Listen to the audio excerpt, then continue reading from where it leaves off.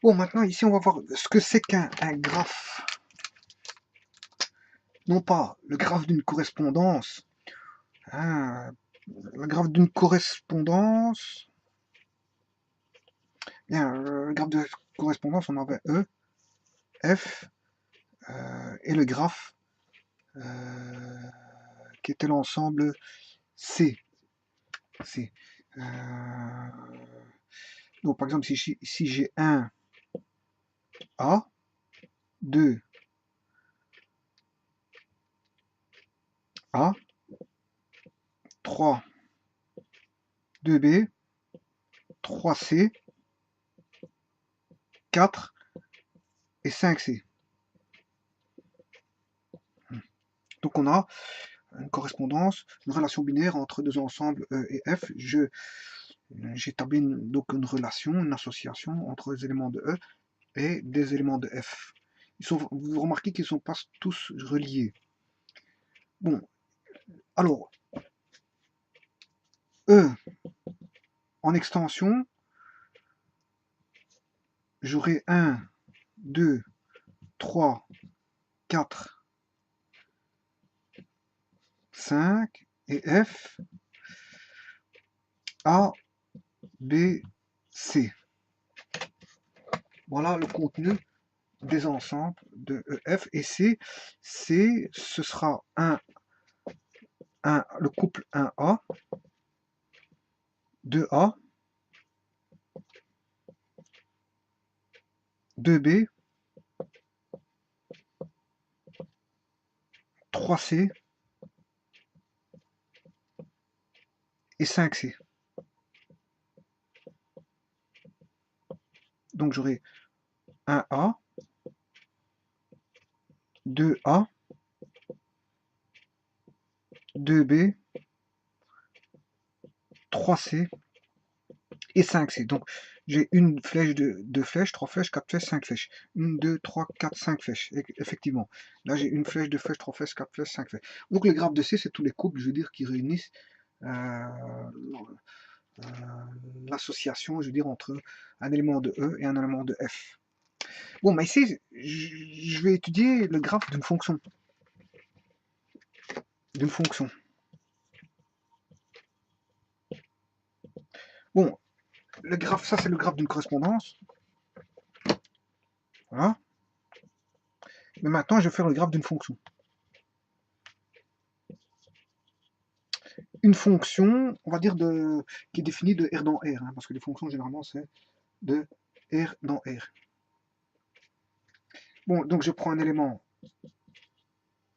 Je vais définir donc une fonction de R dans R, puisque je décide de prendre l'ensemble E comme étant l'ensemble des nombres réels, qui sont tous les nombres positifs, négatifs, à virgule, qu'ils soient, je veux dire, fractionnaires ou non, qu'ils soient décimaux, non décimaux, qu'ils soient, je veux dire, périodiques, non périodiques, qu'ils soient, je veux dire,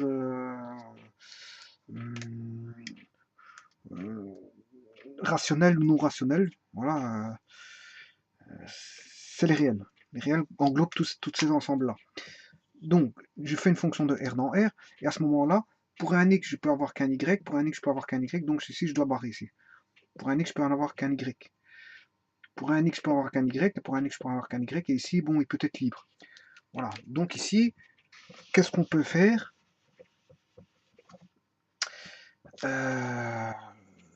Le graphe de C sera 1A, 2A, 3C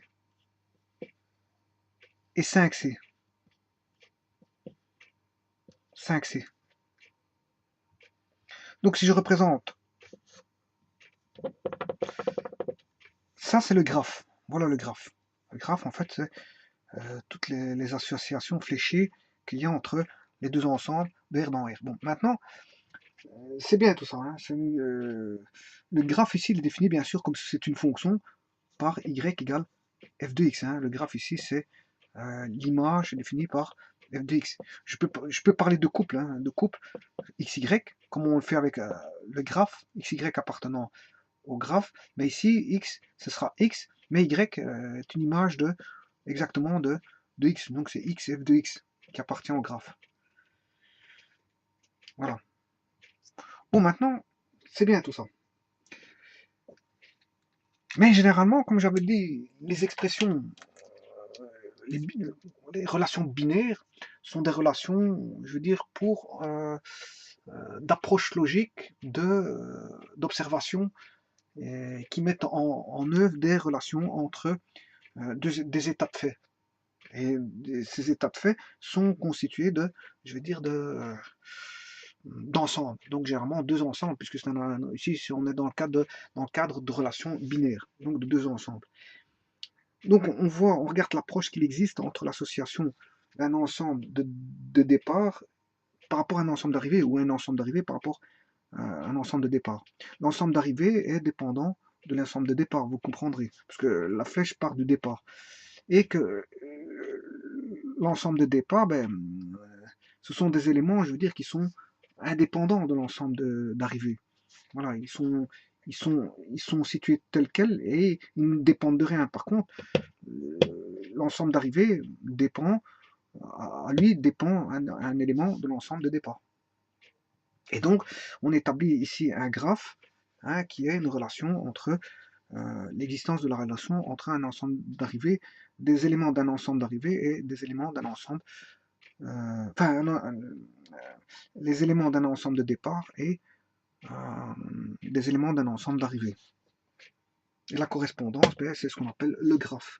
Et donc, il donne toutes les flèches associées des liens entre les éléments de l'ensemble d'arrivée, de départ et l'ensemble d'éléments d'arrivée. Oui, mais ici, on n'est plus dans une correspondance parfaite. On est dans une... on traite une fonction. Donc, on parle du graphe d'une fonction. Et donc, comme j'ai expliqué, en science, il existe pas mal de fonctions. J'avais donné des cas de figure, des cas d'exemple. Il en existe énormément, des fonctions scientifiques. Ce sont des fonctions scientifiques où là, on n'a plus un x, il n'y a plus d'appellation x, et y, mais on étudie la relation non par rapport à des variables x, y appartenant à des ensembles, mais on étudie par rapport à des variables connues. X sera par exemple le temps, x sera par exemple l'espace, x sera par exemple une tension, x sera par exemple le courant. Voilà, on étudie par exemple le temps en fonction, l'espace en fonction du temps. Donc par exemple, le y ce sera l'espace et le x sera le temps. Je peux étudier moi une force en fonction du temps, une force en fonction d'un allongement x. Je peux étudier un courant, une tension en fonction de l'application d'un courant sur un composant. Vous voyez, donc ici, bon, les x et y, c'est plus x, y en science. Bon, c'est un phénomène d'observation et on regarde les liens qui existent entre une variable indépendante, dépendante, qui est une variable de sortie, par rapport à une variable d'entrée, qui est une variable indépendante. Et en science, on les appelle contrôlées, non contrôlées. Voilà, donc, ceci étant dit, comment dessiner, comment établir la relation de valeur, Si je mettais ça en informatique, on a dit qu'en informatique, c'était souvent des rectangles. Donc, si je mets dans un tableur ceci, j'aurai, par exemple, pour x, y, j'aurai 1A, 2A, 3C et 5C. On voit la notion de tableau apparaître, et non plus de patatoïde. Je l'ai déjà expliqué auparavant. Donc on aura un tableau de valeurs. Et donc les étudiants ou dans les entreprises, ils n'utilisent pas des patatoïdes, ils utilisent des tableurs et donc fatalement des rectangles pour incorporer, je veux dire, l'association dans la relation. Mais le problème ici, supposons qu'on ait un problème économique où on aurait par exemple une variable qui serait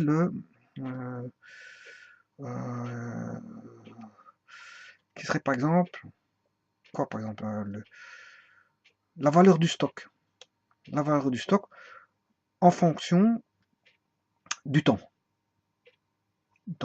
Alors, j'étudie quotidiennement, toutes les heures, hein, le temps je vais mettre en heures, à partir d'un 0, 1, 2, 3, 4, 5, pendant 1000 heures. Voilà. Pendant 1000 heures, je vais analyser le stock, la variation de stock. Ou, voilà, j'ai étudié la variation de stock. Bien, vous comprendrez qu'ici, j'aurai un tableau de 1000 lignes. 1000 lignes. Bon, autant dire que il est très difficile de, de discuter sur des nombres, surtout d'autant plus qu'il y en a beaucoup. Et plus il y en aura beaucoup, et plus ça sera difficile de discuter sur les nombres. On ne discute jamais sur des nombres. Jamais. Alors, pour mieux voir la chose, qu'est-ce qu'on fait? Ben, on fait ce qu'on appelle une représentation graphique. Donc ici, par exemple, je mettrai le temps, et là, je mettrai la variation de stock à partir du temps égale 0, et je regarde l'évolution de la variation de stock. Voilà. Donc, on ne parle pas de valeur, parce qu'il y en a énormément. Si on doit aller chercher un maximum, l'informatique peut aller chercher la valeur max, hein, ça c'est pas un problème. Vers les tableurs, on va aller chercher les valeurs max. Hein, on lui demande, il y a des programmes tout faits qui vont chercher la valeur max, la valeur min, et qui ont plein de fonctionnalités informatiques qui permettent d'extraire à partir d'un tableau une multitude de propriétés comme la valeur maximum, la valeur minimum, s'il y a une racine, on sait trouver s'il y a une racine, voilà, on peut décortiquer, je veux dire, pas mal de choses à partir de programmes existants dans les tableurs. Et justement, les tableurs, c'est fait pour ça, c'est pour l'analyse, c'est fait pour analyser. Voilà. Donc, comment analyser? Ben, c'est pas au travers d'un tableau de nombres, on va pas parcourir tous les nombres et aller chercher un maximum ou un minimum ou chercher, hein, je veux dire, voilà, on n'analyse pas, je veux dire, via un tableau de nombres. La meilleure analyse qu'on puisse faire, mais c'est via le graphique. Le graphique. Et là, le graphique nous permet de dire beaucoup de choses. On a une augmentation, là on a une diminution, là une augmentation, là une diminution. À partir de quand? À partir de telle période. À partir de telle période, on a commencé à augmenter ici. Voilà.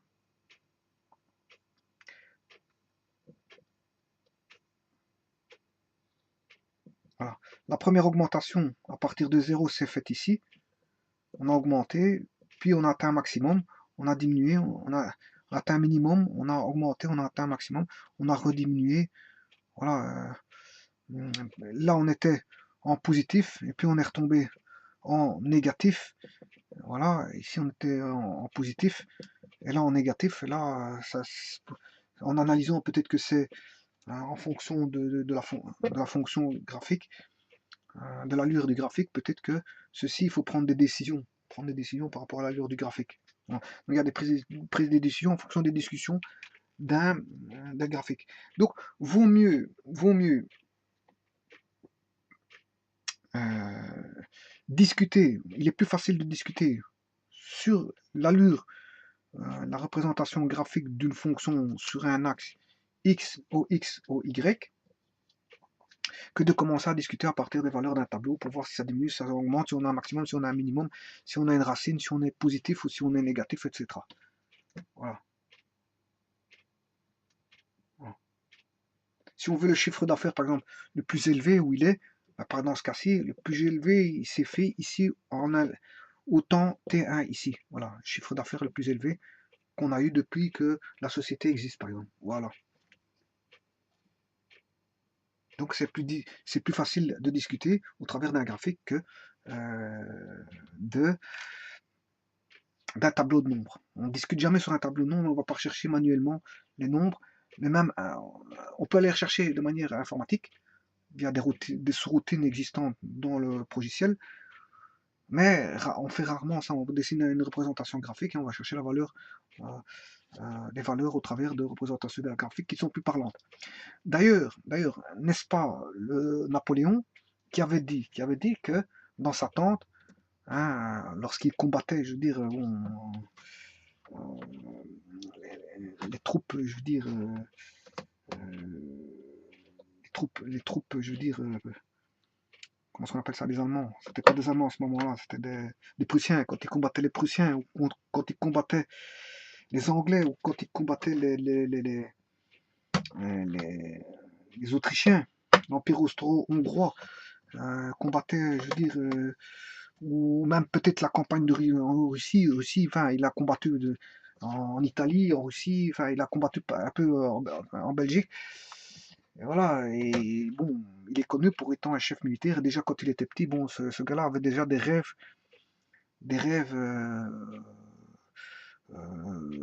de ce qu'il allait devenir, bon, chef militaire. Il a fait déjà, quand il était petit, l'école royale militaire, et quand il était plus petit, il jouait déjà à l'école en faisant des batailles, en bataille rangée, et lui, il était déjà chef à ce moment-là, et il composait déjà à ce moment-là ses équipes. En étant déjà enfant, il avait déjà cette vue-là d'être un chef militaire plus tard. Et donc c'était lui qui était dans sa tente pendant les combats, qui disait à ses généraux, il disait bon, vaut mieux un petit dessin qu'un long discours. Donc lui-même avait compris que euh, le dessin était plus parlant que commencer à discuter à tout va sur du tout et de n'importe quoi. Donc un petit dessin, un petit schéma, hein, là où il faut combattre, hein, là où sont postés nos sentinelles, nos positions, hein, où est l'artillerie, je veux dire, où sont les ravitaillements, etc., etc. Ben, bon, à partir de là, bon, on sait, ils savaient discuter à travers d'un plan, hein, où était la butte à atteindre, où étaient les soldats adverses, etc., etc. À partir d'un plan, ils pouvaient discuter de pas mal de, de zones pour combattre et tenter d'avoir une victoire. Sachant il a eu énormément de victoires de combats, si ce n'est bon, il a aussi eu des pertes militaires, euh, mais il a quand même capitulé face à un nombre comment on appelle ça, euh,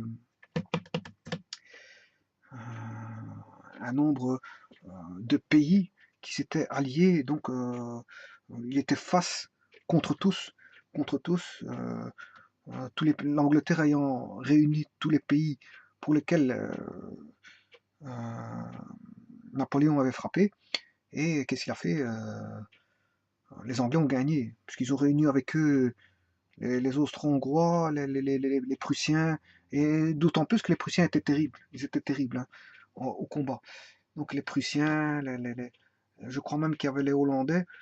Les Hollandais, comment est-ce qu'on appelle ça? Les Hollandais, j'en suis pas sûr, mais ils devaient, hein, pour l'avenir de la Belgique, ils étaient probablement là, hein. Je veux dire, voilà. Ne fût-ce que moralement, mais je ne sais pas si les Hollandais étaient là, mais en tout cas, bon, c'était une coalition internationale face à Napoléon. Bon, Napoléon, bien sûr, qui est considéré comme un dictateur, hein, travaillant pour les rois de France et pour les intérêts du roi de France et pour la France, notamment pour la France. Bon, et bien sûr, il apporte sa civilisation comme d'habitude, comme toute colonisation apporte sa civilisation, mais il y a aussi, je veux dire qu'il voulait garder la Belgique et sans l'Angleterre et les Pays-Bas, ben, la Belgique ne serait pas la Belgique, elle serait encore sous domination française. Et ça, il faut le savoir.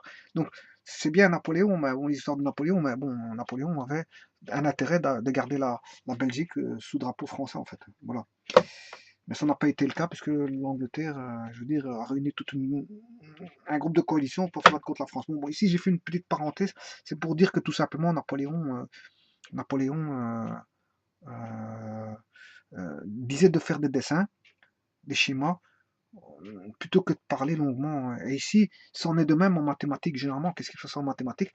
En mathématiques, on fait des dessins géométriques d'allure de courbe représentant l'allure d'une fonction, d'une variable par rapport à une autre, et à partir de là, on peut déduire pas mal de on peut soutirer pas mal d'informations spécifiques, je veux dire, euh, notamment s'il s'agit d'une entreprise. Une entreprise, bon, elle fait des courbes, et on sait voir quand le chiffre d'affaires est atteint les objectifs sont atteints, si on a dépassé ces objectifs, si on est en dessous de ces objectifs, si on est en, si on est en période de catastrophe, je veux dire, économique, hein, je veux dire, enfin, on sait, à partir de l'analyse, on sait tout déduire, je veux dire, aussi bien de choses, hum, on peut en déduire des choses vraies comme des choses, je veux dire, qui peuvent être euh, ambigu. On peut déduire par la cour peut faire dire certaines choses et on peut en aller soutirer certaines choses qui seraient peut-être vraies ou pas vraies. Voilà, bon, voilà.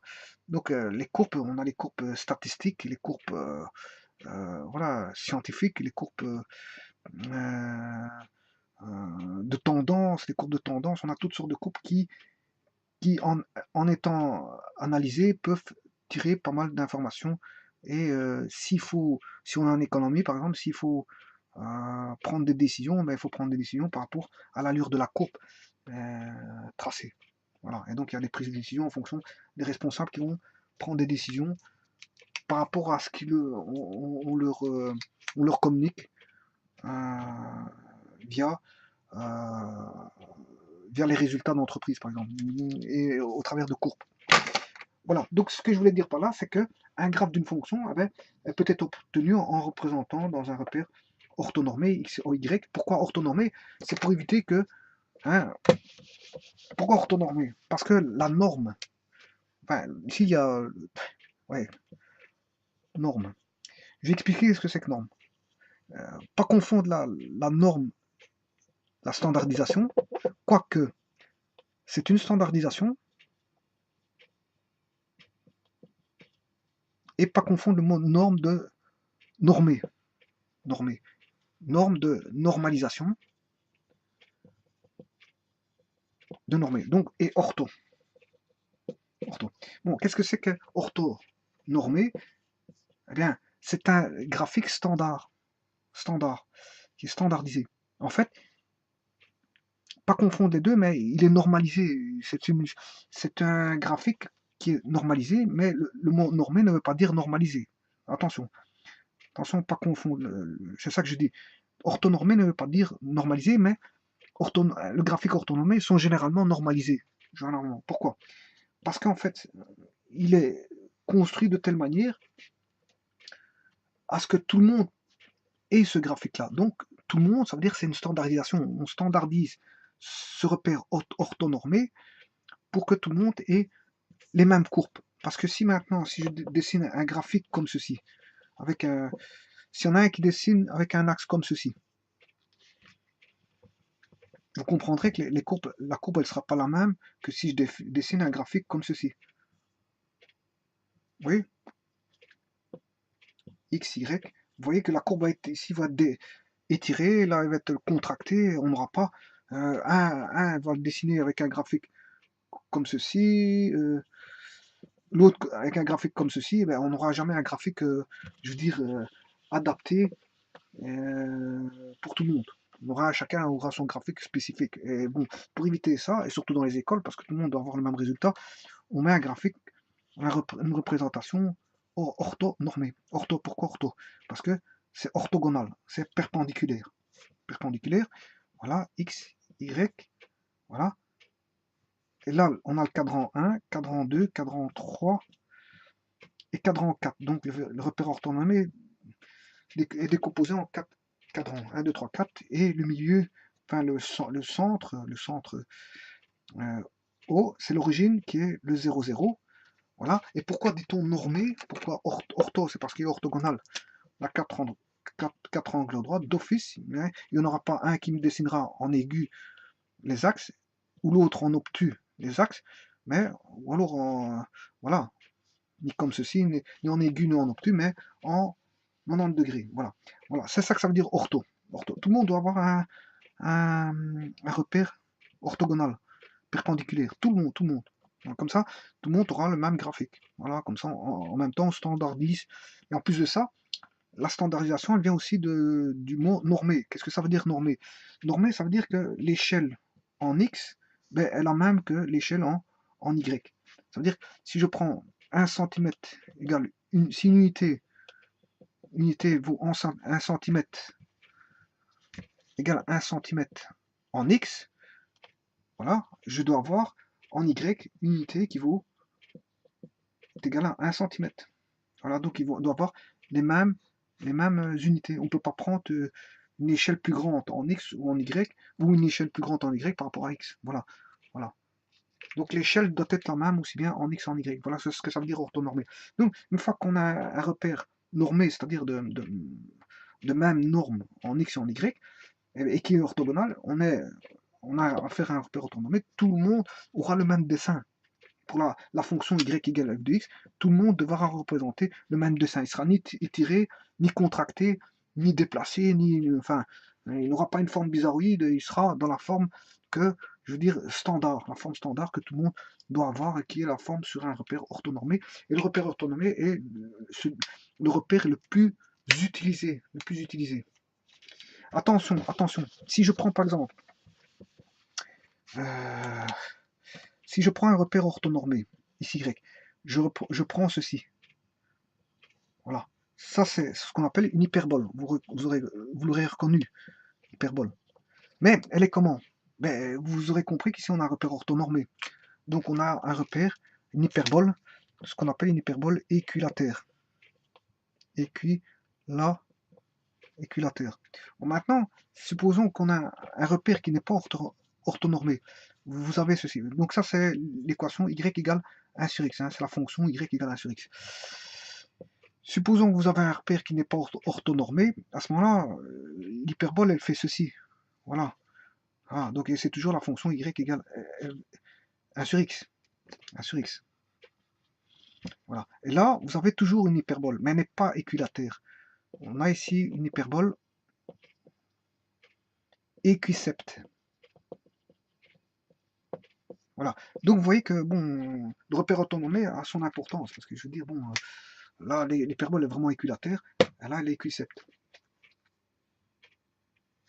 Donc, d'où l'intérêt que tout le monde ait le même graphique, et ça, c'est par l'entremise d'une sorte de standardisation du repère orthonormé qui est le x, la direction du x est vers la droite, dirigée vers la droite pour les sens positifs, et les y dirigés vers le haut pour les y positifs. Et que, voilà, l'axe OX sera dans le sens horizontal et OY dans le sens vertical et OX perpendiculaire à OY. Voilà. Et on aura la même normalisation, la même norme en X, la même échelle en X et en Y. Et dès le moment où on a ceci, on a un repère orthonormé. Bon, bien sûr, comme je viens de le dire, il faut éviter un repère orthonormé comme ceci. Hein. Bon, je viens de le raconter. Bon, là, il est toujours orthonormé si j'ai la même norme ici. Hein, mais on va pas dessiner, on s'arrange pour essayer d'avoir l'axe X. Si on a une feuille de papier, ben, la direction de X est horizontale à, je veux dire, le bord du papier. Et le Y sera, je m'excuse, l'axe X sera parallèle au bord du papier et l'axe Y sera horizontal au bord gauche du papier. Alors que l'axe X sera parallèle au bas du papier et l'axe Y parallèle au bord du papier droite et gauche. Enfin, je ne sais pas si je me suis fait comprendre. Ici, l'axe X, au X, doit être parallèle au bord du papier bas, alors que l'axe Y doit être parallèle au bord du papier droite et gauche. Enfin, quand je dis bas, parallèle au bas, mais le OX est parallèle au bas, mais parallèle au haut aussi. Hein. Bon, voilà. Donc dans un graphique, le graphique doit se faire sur une feuille de papier, je veux dire, généralement quadrillé, et voilà. Donc elle est composée de 4 cadrans, 1, 2, 3 et 4, et généralement on regarde le domaine. Hein, domaine. Si le domaine fait intervenir uniquement des x plus grand ou égal à 0, hein, vous aurez compris que on n'a pas besoin d'avoir ceci. Voilà. Voilà. Et ça veut dire quoi? Que je gagne de l'emplacement ici. Ça veut dire que je peux le reculer comme ceci. Voilà, je peux dessiner comme ceci. Maintenant, si je sais bien que les images sont plus grands ou égal à 0, mais fatalement, j'aurai les images qui seront ici, dans le cadran 1. Parce que c'est la zone des X positifs et des Y positifs ici, cette zone-là. Donc, qu'est-ce que je vais faire? À ce moment-là, je m'arrange pour avoir un graphique comme ceci. Je ne lésine pas sur les moyens. Bien sûr, dans un graphique, il y a toujours le titre du graphique qui doit apparaître, bien sûr. Il y a l'échelle. Il faut toujours laisser un espacement ici pour indiquer l'échelle. L'échelle en X. Bon, il se peut qu'il ne soit pas forcément normé. Hein. Bon, en science, on n'a pas la chance d'avoir toujours des valeurs qui puissent être normées. Hein. Je veux dire, bon, étant donné l'étendue, l'étendue des valeurs en X et en Y, bon, à ce moment-là, bon, on n'a pas forcément quelque chose de normé. Voilà. Alors, on peut avoir ici l'échelle. Il faut indiquer l'échelle en Y. Là, on a l'origine O.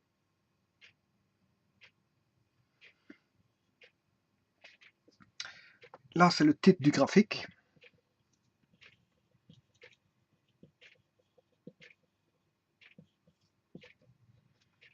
Voilà.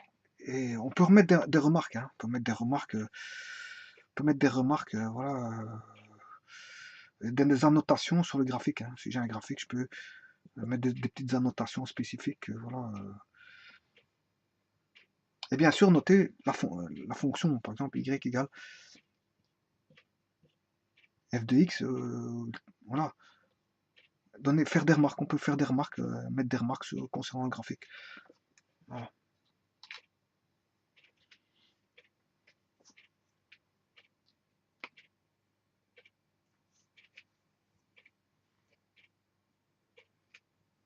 Donc, en fait, le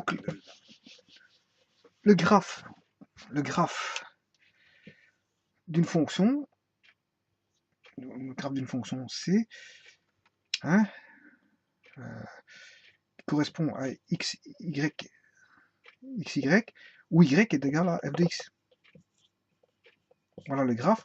Ça, je peux représenter dans une représentation graphique. Et tous ces points-là, représentent les coupes de points du graphe. Tous les points du graphe sont repris dans une représentation graphique XY. Voilà, tous ces points-là, hein, tous les couples, on va dire X1, Y1, X2, Y2, X3, Y3, pour lesquels existe une image, hein, Y1, Y2, Y3 de X1, X2, X3, hein, ça c'est le graphe. Eh bien, on peut en faire une représentation graphique avec X1, Y1, X2, Y2, X3, Y3, X4, Y4. Et bien sûr, tout ça va donner une continuité, si la fonction est continue, une continuité pour avoir l'allure du graphe. Donc il y a une équivalence entre ici y égale f de x, y égale f de x, et les points xy, qui appartiennent au graphe.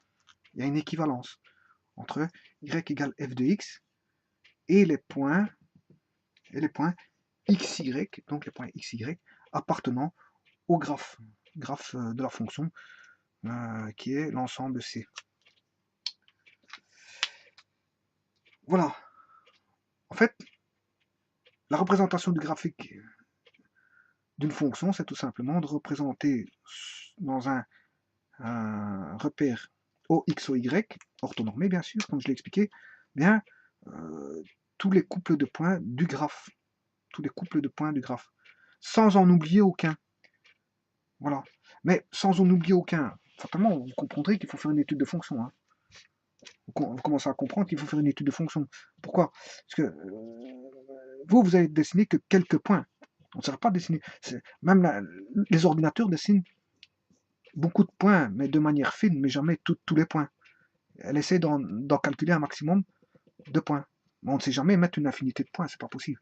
Donc, je sais pas, elle va en mettre par exemple tous les dixièmes, tous les centièmes, tous les millièmes, tous les 10 millièmes, tous les 100 millièmes. Et si là, plus elle va diminuer, je veux dire, le logiciel, plus il va diminuer, je veux dire, la taille ici, plus il faudra des points, ça vous aurez compris. Mais quelqu'un qui construit, je veux dire, manuellement une fonction, il dessine quelques points, et puis il dessine toute l'allure complète. Mais en sachant qu'il a fait l'étude au préalable, c'est-à-dire qu'au préalable, s'il y a un point qui n'est pas pris, il doit l'avoir fait dans l'étude de la fonction et dire, bon, ce point-là, je ne le prends pas. Je ne le prends pas. Il ne fait pas partie du graphe. Voilà. Puisque ce point-ci, par exemple, ne serait pas dans le domaine. Voilà. Et s'il n'est pas dans le domaine, fatalement, s'il n'est pas dans le domaine du graphe, s'il n'est pas dans le domaine de la correspondance, et donc ici, si c'est une fonction, donc s'il n'est pas dans le domaine de la fonction, eh bien, il ne sera pas dans le graphe de la correspondance ici, et donc dans le graphe de la fonction aussi. Voilà. Et s'il n'est pas dans le graphe de la fonction,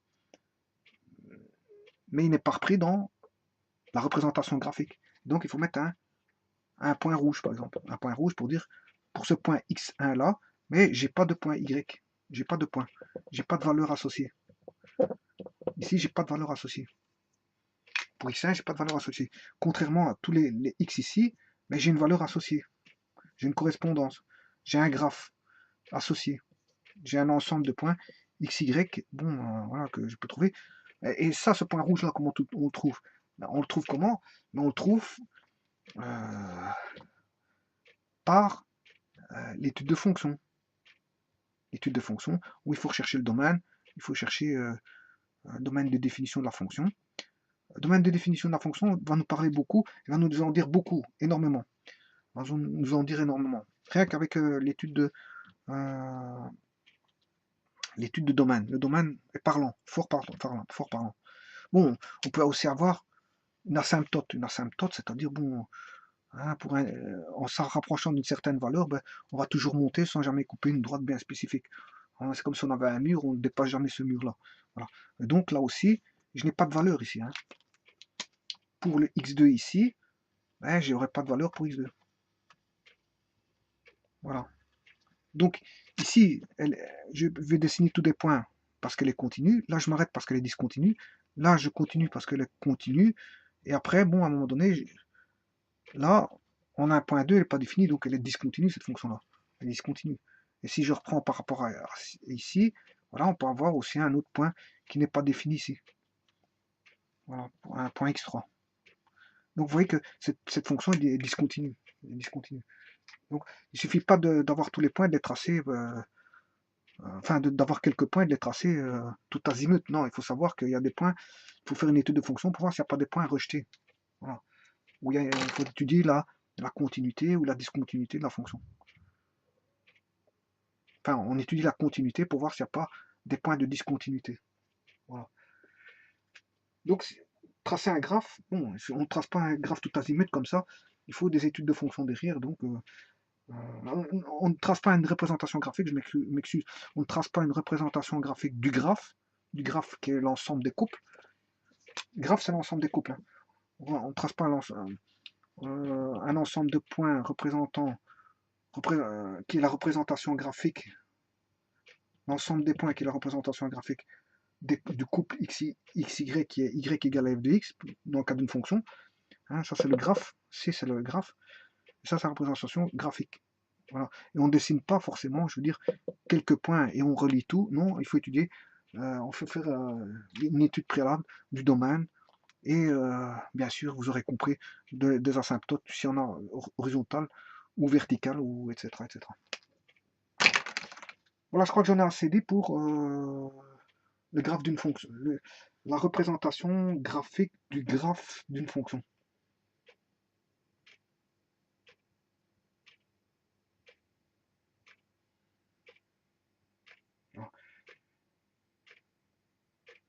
Donc tous ces points-là appartiennent au graphe. Voilà, et c'est plus parlant de parler sur un graphique que de parler sur un graphe avec une patatoïde. Ici c'est en informatique, mais c'est des rectangles. Parce que j'ai dit que l'analogie avec les tableurs, le logiciel fait des rectangles parce que déjà, dans la mémoire, les données sont organisées sous forme rectangulaire. Donc, la meilleure manière de voir les choses, c'est de mettre des tableaux rectangulaires. Et bon, dans les logiciels, on met dire ce que la mémoire voit au niveau logiciel et on a des tableurs avec des cellules mémoire et tout est rectangulaire. Il n'y a rien de circulaire, il n'y a pas d'ellipse pour mettre des données. Non, tout est rectangulaire. D'ailleurs, c'est pas pour rien que on a le Windows qui est le système à fenêtre qui est rectangulaire. C'est pas pour rien. Voilà. Voilà, parce que le système Windows est basé sur des boutons radio. Oui, il y a des boutons radio, mais tirés à partir de la fonction rectangle. C'est la fonction rectangle qui prime et tout descend de la fonction rectangle. Ils font ce qu'on appelle comment est-ce qu'on appelle ça? Les propriétés du rectangle sont attribuées à d'autres formes. Et si vous trouvez un cercle, mais ça vient je crois que ça vient du rectangle, propriété rectangle. Parce que c'est une classe C rectangle, une classe C rectangle qui va donner pas mal de propriétés, je veux dire, pour dessiner d'autres figures qui ne sont pas des rectangles. Moi, généralement, on retrouve des rectangles. Hein. Bon, hein, on a la fenêtre, un petit bouton, on a les boutons d'application, c'est des rectangles. Mis à part les boutons radio ou de. Voilà, un bouton radio qui est un rond, mais généralement, la plupart du temps, c'est des rectangles. Hein. La fenêtre, c'est un rectangle. Hein, je veux dire, les menus c'est des rectangles. Les onglets, encore des rectangles. Je veux dire, vous voyez que Windows, c'est beaucoup de rectangles. Donc la classe c'est rectangle, c'est importante. Pourquoi? Parce que ça a à voir avec, avec la mémoire qui est, je veux dire, euh, probablement l'élément le plus facile à dessiner pour placer des données, notamment un champ qui est rectangulaire. Et ce qui va être dedans, ce sont des données, et donc les données sont stockées au niveau rectangulaire ou de tableau rectangulaire dans la mémoire. Donc on a une image mémoire, mémoire, euh, stockage de données au niveau de la mémoire qui sont rectangulaires. On a une association, je veux dire, au niveau visuel qui est rectangulaire. Visuel rectangulaire. C'est la meilleure vue possible qu'on peut avoir. Les meilleures vues, ce sont les vues rectangulaires en informatique. Voilà. On va prendre un champ de données, c'est un rectangulaire. On va prendre une table, c'est rectangulaire. On va prendre, enfin, énormément de choses, ce sont des rectangles. Sont des rectangles.